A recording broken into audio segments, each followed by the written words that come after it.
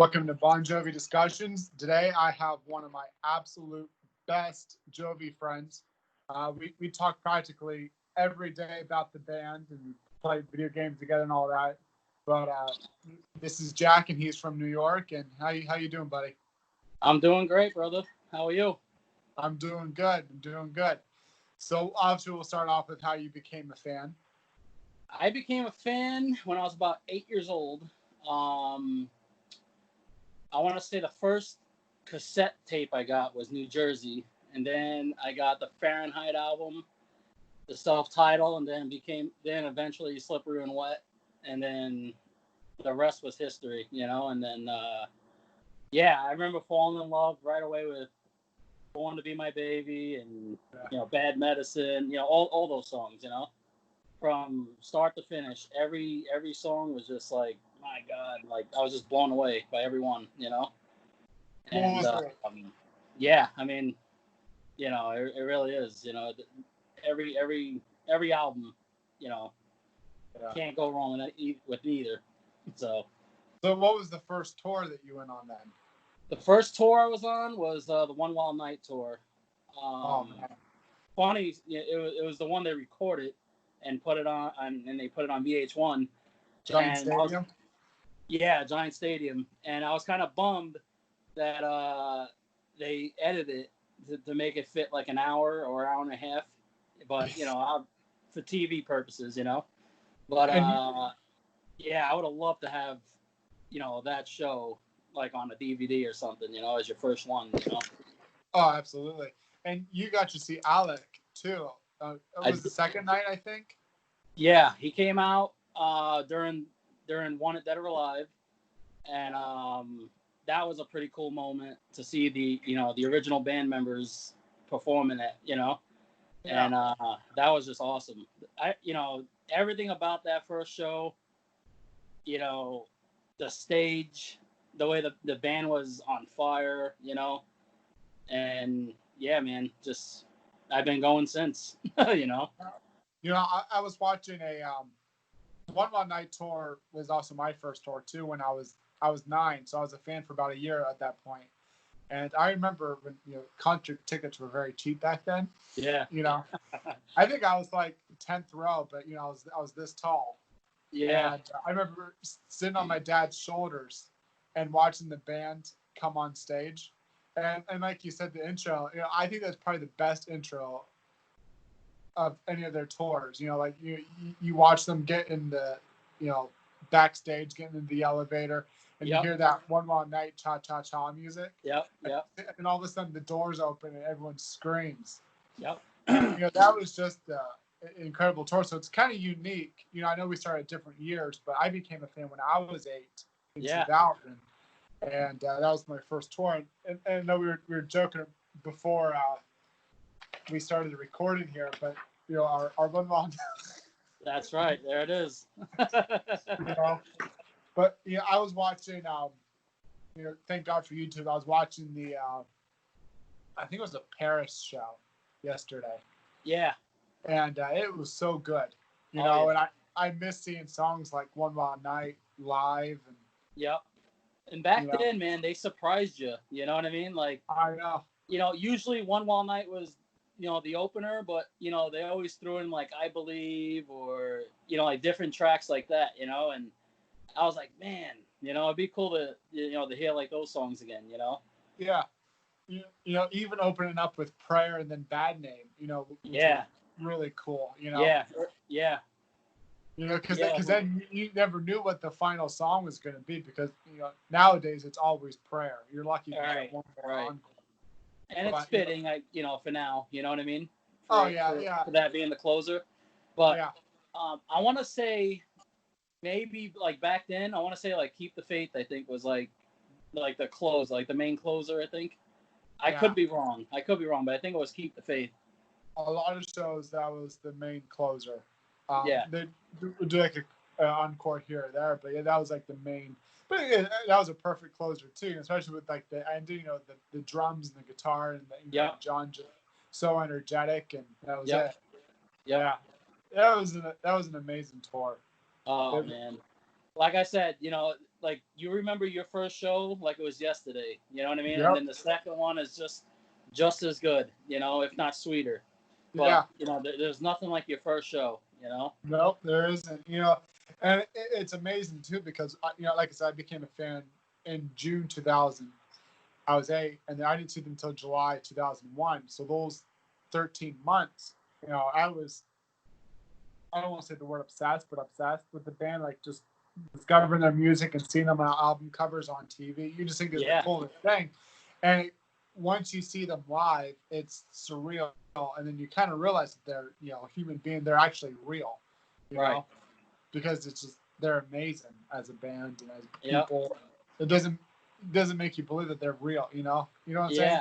No, I do know what you're saying because when I was at that first show, I couldn't believe that I was almost like, I don't want to say starstruck, but that's the word I'm looking for, starstruck. But you listen to these guys that you've been listening to for years, and you relate to their music, and you love their music, you love everything about them, and you see them right there on that stage, and you just want it, like, you know what I mean, like that handshake, I guess, like through music, It's like you can't believe it that you're in the same place as Bon Jovi is, playing your favorite songs, the songs that you love and listen to every single day, and they're right there in front of you performing. It's nothing beats that.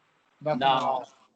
I remember because I went with my brother and we were discussing, like, oh, so what do you think's gonna be the opener, And he was going off like the One Wild Night live CD. He's like, oh, they're gonna probably open with it. Nah, I'm like, they're not opening with it. It's my life.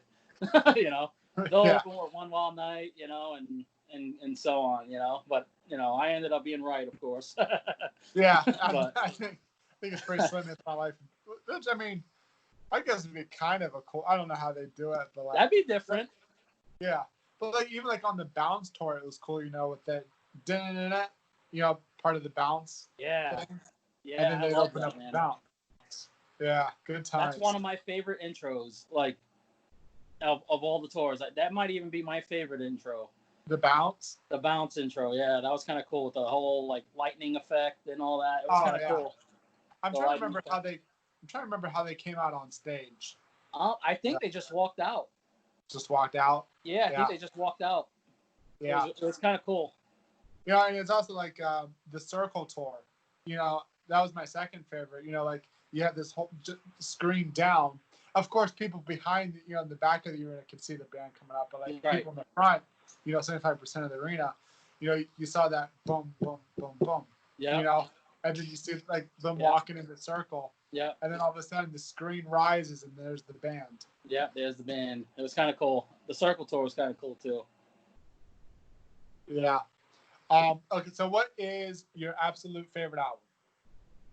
My absolute favorite album. Okay, this is a tough one because, like you, I love every album and they're all special in their own way. But I'm leaning on These Days. I just love that album, man. And part of me, like, I wish I was able to go during that tour to go see them, but I don't know why the hell I didn't, but that's one tour I wish I could have been on. And what's weird was when I was a kid collecting these albums, These Days was actually my least favorite. Really? Yeah. Now it's my fourth favorite, and I absolutely love it from start to finish. I think it's one of those albums that you have to mature with. You have to be an adult. When I was a kid, I didn't experience heartbreak. I didn't experience life being tough. I was just a kid, and so when you're a kid, you enjoy the fun songs. But as you get older, you learn to appreciate it. And that's right. And it's funny. I know we've talked about this before. It's funny that John has said that this is one of his most optimistic albums, but in fans' eyes or the critics' eyes, it seems like it's a really dark album. Yeah. But I think when you really get into the album deeply, I think you realize that it's an album that's about being in a tunnel but finding the light at the end of the tunnel. I think that's how it is for me. I completely agree. It was because you got songs like "Hey God," the lyrics are kind of cool in there, and And even these days, and I mean, I think these days can relate more today than it did back in '95. Oh You know, yeah, because just look at the band. Like there's nothing left but us these days. that's And true. if you think about it, there's not a whole lot left from that era. You know, Yeah, that's true. so What's your favorite track from the album? my favorite one on the album, oh man, I mean, like I love them all, man. If I have to pick one, it might be These Days, I guess. These Days, I think, might be the one. Yeah, that's a good Yeah, one. the title track. I mean, I love Hey God, love song Lie to Me, Those were good. yeah, yeah. Mine would be Hearts Breaking Even. Hearts Break It Even's good. I love that. Like my favorite line of that whole album is "Broken hearts can't call the cops. Yeah, it's the perfect crime." I love Yeah, that. yeah, Yeah. yeah. I also love My Guitar Lies Bleeding because even like the beginning, Misery Likes Company, I like the way that sounds. Yeah. One song that I wish that they would have done differently was Diamond Ring. And of course, you know this already. Yeah. The New Jersey demo, they put it on the New Jersey 2014 box set. And I love the drums and the guitar on it. But on These Days album, as you know, it's more of just like a More John. acoustic. Yeah. Which version do you prefer more? I love them both, dude. And it's hard to pick one, but I kind of like having like the options though. You know what I mean? Like if they done a song that way, like Last Man Standing, for an example. Oh yeah. You have the electric version, and then you have the acoustic version, which was, just the best one, I think. You know, but I like having that option. I kind of wish they'd done something like that with the Fighter, or What About Now. I think that would have kind of been interesting, to see if that was like more electric song. Yeah. I felt like a lot of the songs at the end of What About Now was more of acoustic, easy listening vibe. Like Room at the End of the World, Thick as Thieves, and all. Not Running Anymore. Thieves, yeah, great songs, but they're all more of like toned down. They're definitely toned down. Which actually, do you think that was part of the reason why Richie split? You think was he had like maybe like a different sound in mind that he wanted for the band, and John wanted that sort of sound? It could be. I mean, I remember back then Richie was trying to release his solo album Aftermath. Yeah. And that he wanted to promote that for a while, focus on that, but then John was right. And wasn't it What About Now was actually going to be John's solo album, but then he decided to give it to the band? I believe so. I think he was writing because he did the couple songs there for the movie, and then eventually it just became a band record again. Yeah, because I remember in an interview saying that he was writing songs for his own solo record. Then all of a sudden he changed it to it's going to be a band album, and right. And so I think Richie kind of had that whole resentment thing by having to go back to the band and having to do that. And I don't know. I think Richie just wanted to kind of just do his own thing. Yeah, kind of took the spotlight off himself there, and but dude, Aftermath, I loved it, man. I thought that was a phenomenal album. Oh, absolutely. 7 Years Gone is my favorite on that one. I love 7 Years Gone. I love You Can Only Get So High. Every Road Leads Home to You. Yeah. There's so many good tracks on that. Weathering the Storm. Yeah. Sugar Daddy's one of those fun ones. Sugar Daddy's fun one. It really is. There's a lot of good stuff. I even love World because it sounds almost like a Beatles song. What's the other ballad? Always Walk Beside You. Yeah, that was good too. I love that one. Yeah, there's so many good songs on that album, man. Those solo albums of Richie's, it kind of highlights about how talented Richie is. Oh, dude, I'm telling you, his voice, I can listen to for hours. He's such an amazing singer, very underrated singer. Oh yeah, very underrated guitar player. And he's a phenomenal songwriter. Yeah. You know, And that's one of the things I miss most in the band, I guess, with him and John's songwriting and yeah, the way they sing together. And I think more than anything, I miss that most. yeah, You I know, miss that too. Yeah. yeah, It was, see them like you and I were talking the other day about watching the Yokomo show from these days. right. And I forget which night it was, but like during Bad Medicine, just that John and Richie charisma, them joking Oh, around and having fun playing. I miss that, seeing man. it. Yeah, You know, it was so good. Like there I was so said, much energy from that. those shows, forget about it. Yeah, Like from these days, like those shows were so good, man. They were so yeah, good. Do you have yeah. that on DVD? Which one? Yokohama I '96. I used to have a few different bootlegs, Okay, and they got damaged when I was in college, so I gotcha. gotta recollect them. Yeah, Yeah, I think I downloaded the show, but I gotta check that out. But yeah, I was gonna buy the DVD, but they wanted like $500 for it. But yeah. I don't know. With TVs these days, I mean, you can. There's smart TVs, so now you can go on YouTube on your TV and watch them. So yeah, that's really, what I try to do. I have the official releases, but absolutely.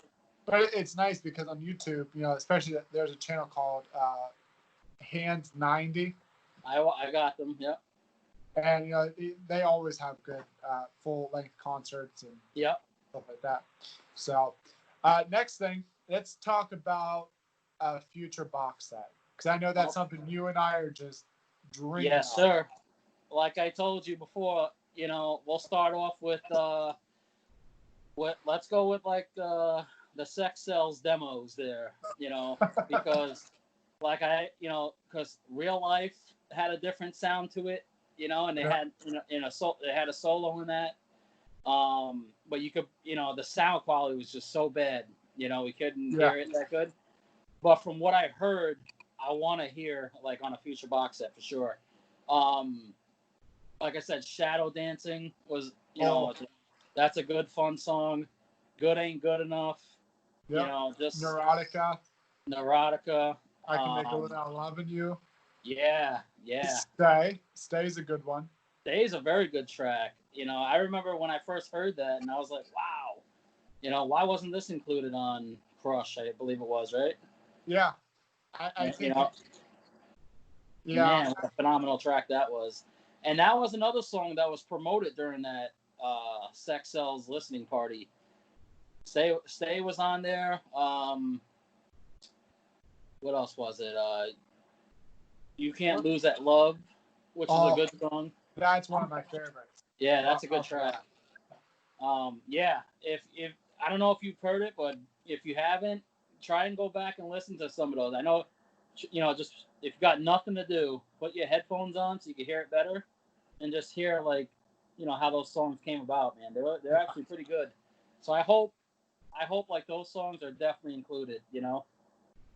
Let me ask you something. Do you think Crush would have been as successful? I'm glad they changed the name. But do you think Crush would have been as successful if they would have named the album Sex Cells instead of Crush? I don't think so. Yeah. I don't know. That's a tough one because, Crush could have been a lot of things. You know what I mean? Like just, but Sex Cells is like, okay, what are they trying to promote here? Yeah, it kind of brings you back to like the Slippery days, Yeah. Yeah, but I'm glad they changed it to Crush. And Me too. Oh, Uh-oh. like, that was bad. You're back. Okay. No, I am too. Yeah. So anyway, let's talk about a future box set, because 40 years is coming up in 23. 23, So, yeah. what are your thoughts? Well, I hope this is going to be a set that's for the fans. That's just, I'd love it to be like mind blowing, like stuff that, that we weren't expecting, that we're surprised by. I'd like to hear a lot of outtakes from, maybe from Crush on, because I think they pretty much covered what they were going to release from you know, the 80s and 90s, Yep. you know, but if they have more in the bowl, throw it in there too. You know, but we won't complain. We will no, not. we will not complain. Like, I'm good with, like, if you want to do a 10-disc box set, do it. You know, but maybe even throw like a Blu-ray in there or something. You know, Oh, absolutely. I would love stuff like that, man. You know, it would be cool. The thing is, and I want to get your opinion on this too, is that, you know, back in 2004 we got that box set.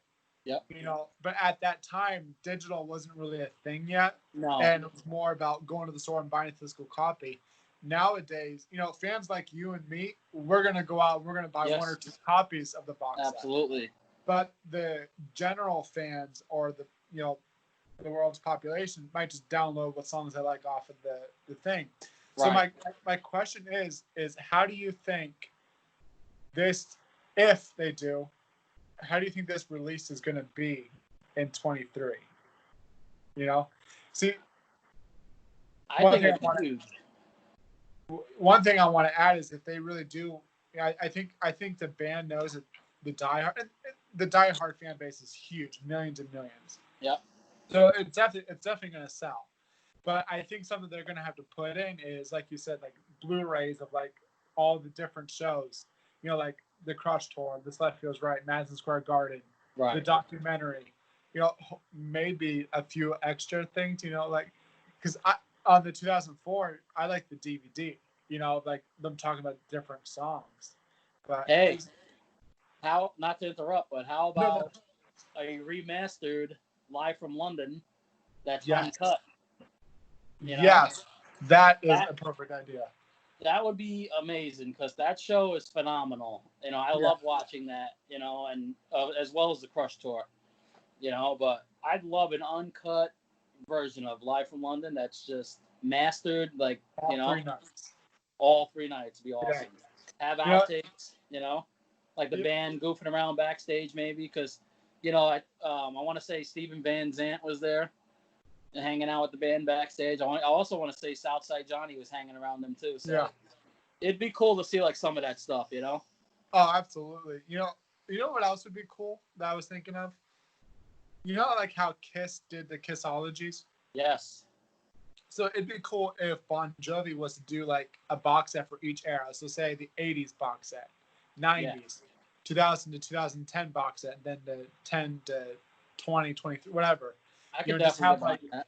And just like have DVDs and interviews and then outtakes, because I can't even imagine all of the songs we have not even heard, that have never even released. You know, it's like we were talking last week about the Circle outtakes. Yeah. You know, I don't think there's any outtakes from that album that we've heard.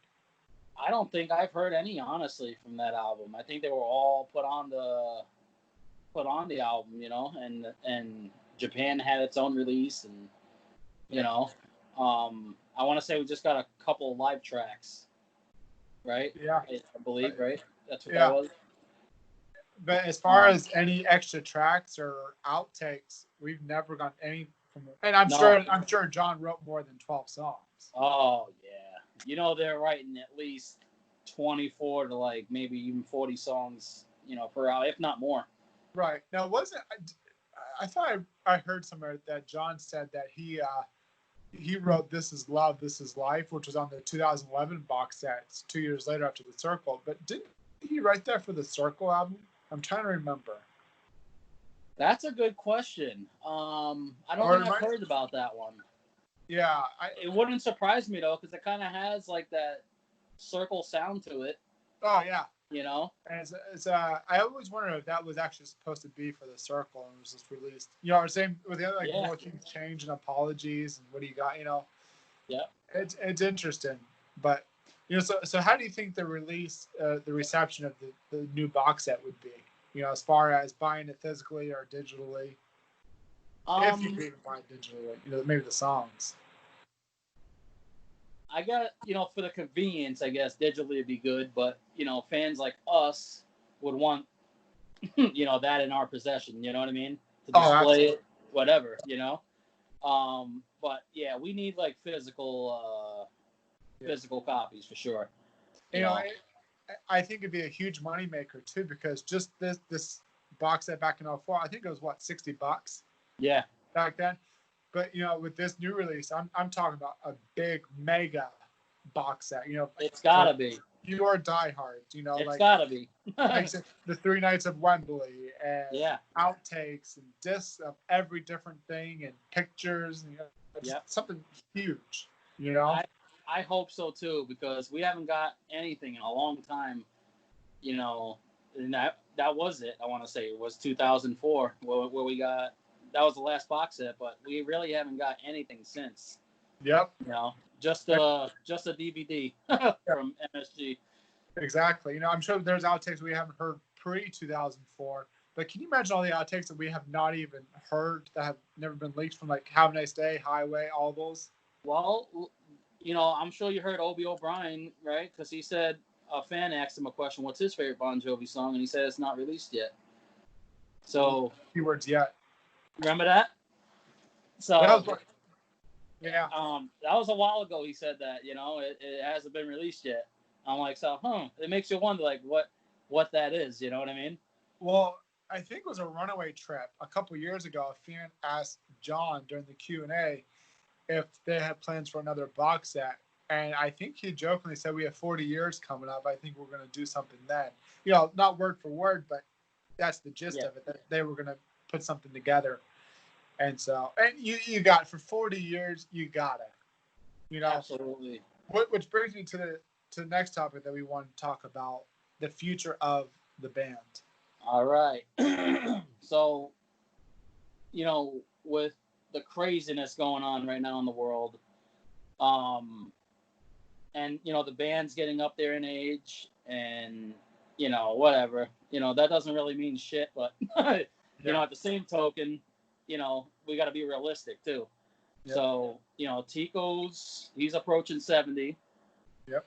The other guys are approaching 60, and so I'm gonna give it a good 3 to 5 year window, for what would be, possibly, I don't even want to say it, but the end of the band, Yeah. But we got to really be realistic now. And, because, 10, 20 years ago, like, oh, nah, they're going to go forever. You know what I mean? Yeah. Because you see, like, all these memes, like Bon Jovi concerts in, like, 2060, like, people are still there in their walkers and stuff.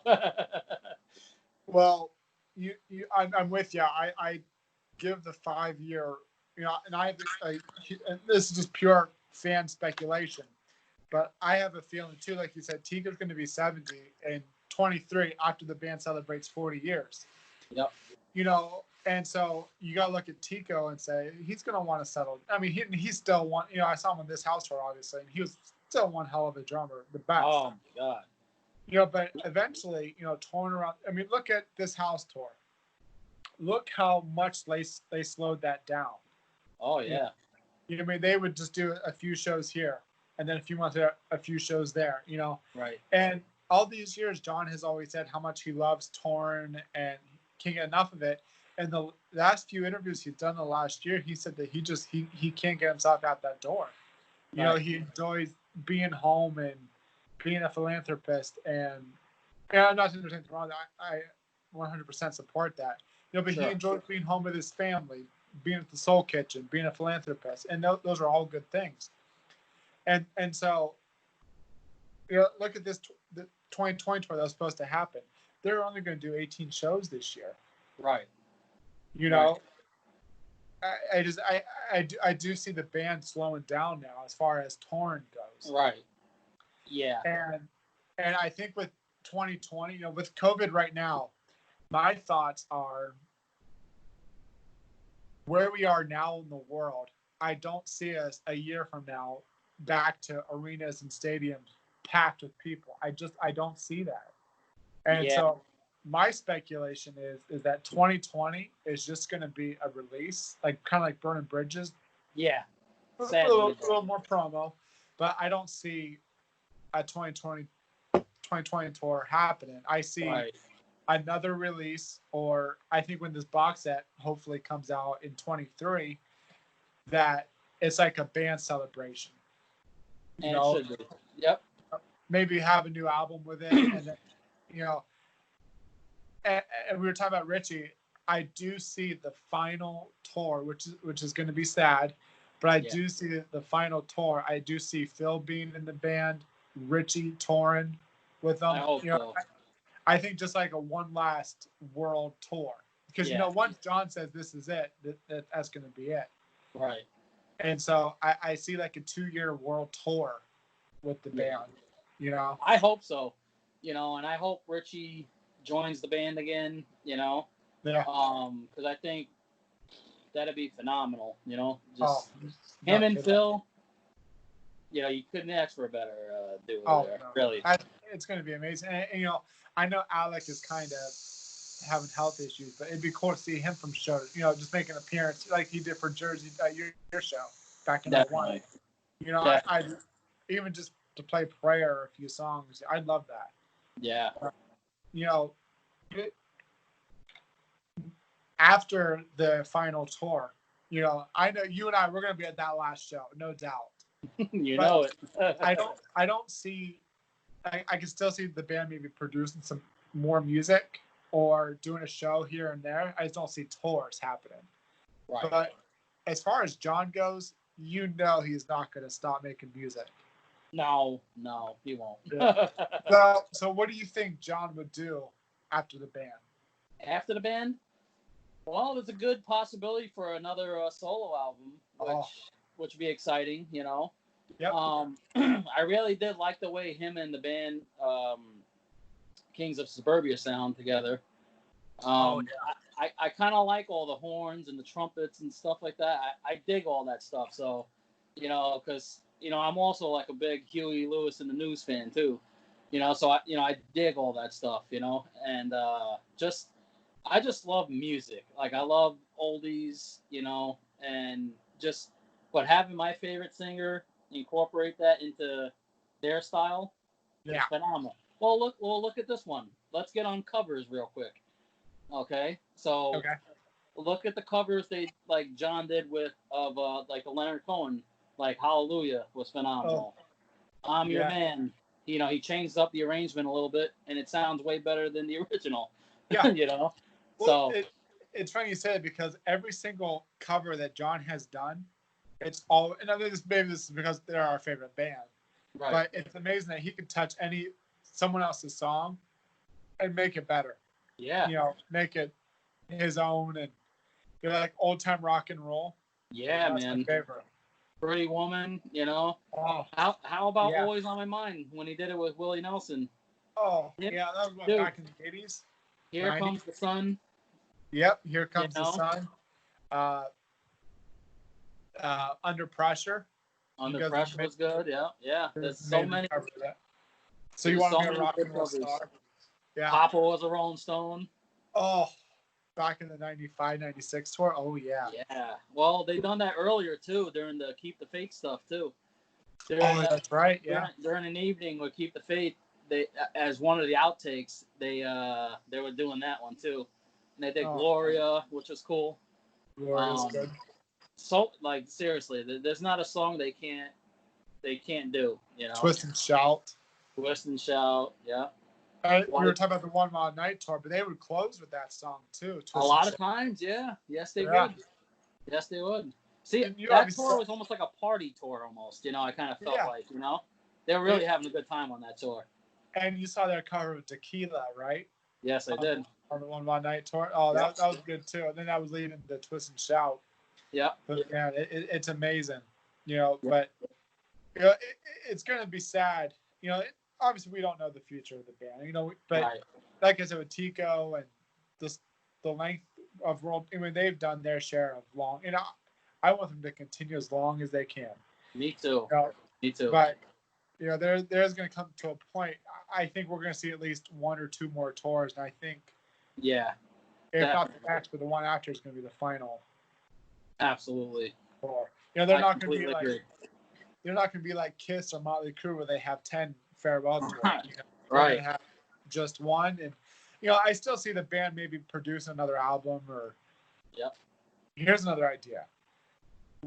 I know John has said no to the Vegas idea, but what do you think about an MSG residency like Billy Joel does? I'd be all for it. I'd be all for it. or even have like a Jersey residency, you know?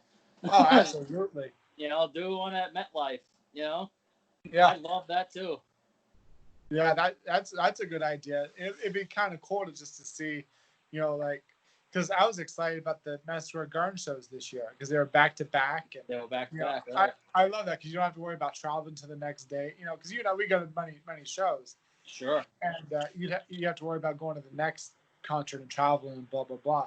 But That's with a right. residency, you get a hotel and you see them the next day. Yeah. Yeah. It's Yeah, almost like being on the cruise, right? yeah, exactly. So Yeah. that'd be pretty awesome. I can see him almost doing something like that, maybe after the band, you know? What's Maybe that? like like a residency of some sort, but almost make it like a storytelling evening, you know? Oh, I That'd be I, pretty I love awesome that. too. I have to say I've seen a few shows of John Solo over the years, and those are honestly some of the best shows because Absolutely. Yeah. it's more intimate and he's more open. And you're more likely to ask them questions, you know, that you Yep. won't normally get to during anything else, you know? Yep, exactly. It's just So, I don't see John slowing down for another 10, 15. I think he's gonna keep producing stuff and yeah. writing stuff. I mean, look at the 2020 album. I mean, he couldn't help but write American Reckoning and Do What You Can, and Right. there's so much going on that he's gonna write about. And Yeah, it's hard to, you know, not feel what's going on, you know?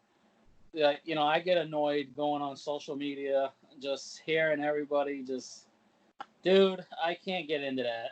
You know, yeah, I don't care enough. You know, yeah, it's just, you know, I can't, I don't care enough to argue with somebody on social media. You yeah. know, It's petty stuff. it's very petty, man. You know, You it's know. very petty. That's why I kind of just like, I try and do my thing, you know, just live in my world. Yep. And I It's the don't way. like to come out. Yeah. You know, The so way to do it. The thing is that fans can't seem to adjust to what. But you can't be the same band that you were back in the '80s. It's silly because look at the bands, and they're good bands. Don't get me wrong, but look at bands like Motley Crue or Kiss or yeah, Poison. They're still writing songs about sex and drugs and right, stuff that 60-year-old men should not be right, singing about. right. So, how silly would John look if he was still writing songs like Bad Name and Bad Medicine? You can't. You look silly No, to you him. can't because you're trying to live off what you know, what got you to the dance, I guess, you know. Yep. And yeah, I mean, you got to grow, you know, like he says, you know, you stay true to who you are, you know, don't follow fads and fashion, do what you do Yep. and do it well. And those are real, you know, those are words to live by, really, you know. Yeah. And I kind of, I kind of have like that same, you know, mindset, you know, don't be a follower, you know, just Exactly. Lead your stay own true to path. who you are, you know. We weren't born to follow. That's right. Yeah, but it's true though because look, they were and are the biggest selling '80s band. Oh And yeah. they're big in the '90s, big in the 2000s, big in the second decade of the Yep. 2000s. Yep. There's a reason why they're still selling out arenas and stadiums and a huge name still, as their peers who are good bands Yep. aren't at, they're playing theaters and amphitheaters and stuff. Yep. So, it's a shame people complain because they can't adapt to what's new. And, I get so tired of hearing about John's vocals are bad. Oh, I They're know. not. They're good. He's a 58-year-old man, and vocal cords are the size of your thumbnail. Yeah. Well, Bottom line. You don't like the way John sings anymore, then don't listen to him. You know, exactly. simple as that. And I was You know? watching, the Slippery New Jersey tours too on YouTube the other day, and it got me thinking. I was like, wow, he was singing every night. That's going to put some damage on your Absolutely. vocals. You know, And people. Go ahead. there's other artists out there who have the same vocal issue. Like younger artists like Taylor Swift and Lady Gaga and all these other artists. They're younger, and they even say that they have to do Oh vocal yeah, therapy and they have trouble. You know, definitely. and I still think John sounds amazing. He does. I do too. You I can't absolutely do. bottom line, I appreciate the effort he's given. You know, Yep. we know his vocals aren't what they used to be, Yep. but you know, we don't They're still care. great. You know, we don't Yeah. care. You know, we're just happy he's still making music. He's enjoying Yeah. doing what he's doing, and he's putting on a hell of a show. You know, Yeah. That's what and matters to me. yeah, and people from that era aren't doing it anymore. You know, You know, so this is a perfect example too. Before we close things out, is the Pittsburgh show in 2017. It was 17. I went to that show, and as you know, John was sick. But anyway, the band comes on stage. John does, I think, like 5 songs, and I thought he sounded incredible. I was like, oh my gosh, he's on fire tonight. And then after the 5th song, he's like, I have to apologize that I got my ass kicked with a cold and flu, and I'm trying to give my best. I'm like, I couldn't even tell.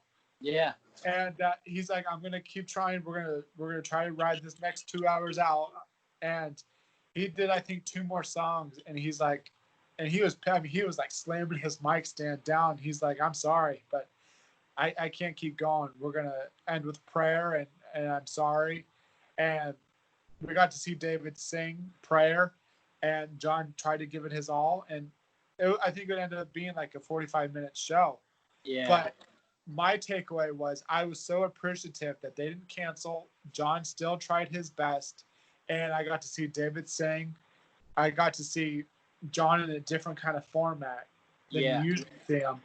But other fans' takeaway was, oh, he ripped us off, and he needs to reschedule or give our money, blah blah blah. And it's like, be thankful that you didn't travel all this way, yep, and they canceled last right, minute.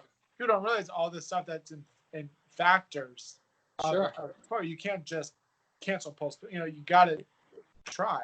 Well, it's funny you say that because the show that they did near me in Endicott, you know, when the band was a little bit late coming, I think they arrived about 10 Yeah, 10 it's like an o'clock at hour night, late.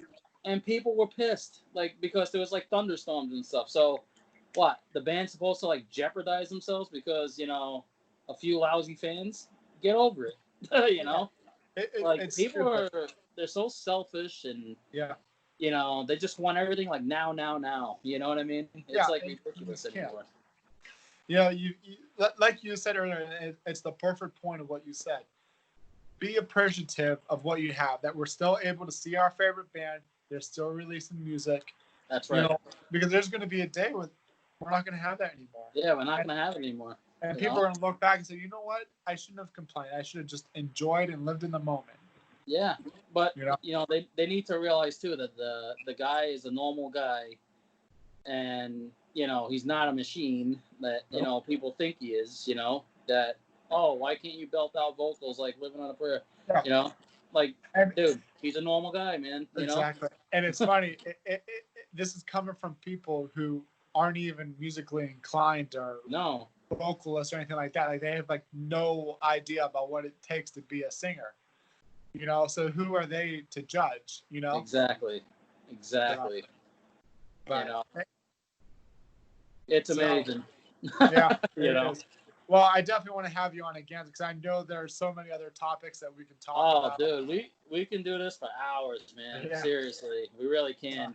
And we kind of do, like when we're playing Friday. But yeah, we just go on and on and on for hours. We should do a Friday the 13th shout out right now. So anybody that wants to play with us, that are good players. Yeah. Like I said, Jack and I, we pretty much talk every single day, and we go on Friday on Party Chat. So if anybody plays PS4 and they play Friday the 13th, hit us up because we're looking for more Jovi friends. Put some usernames up there. Yeah. We like to play with normal people. Yeah, normal. Yep. Well, thanks again, buddy, for coming on. It was great chatting with you. Absolutely, brother. All right. We'll see you, buddy. Man.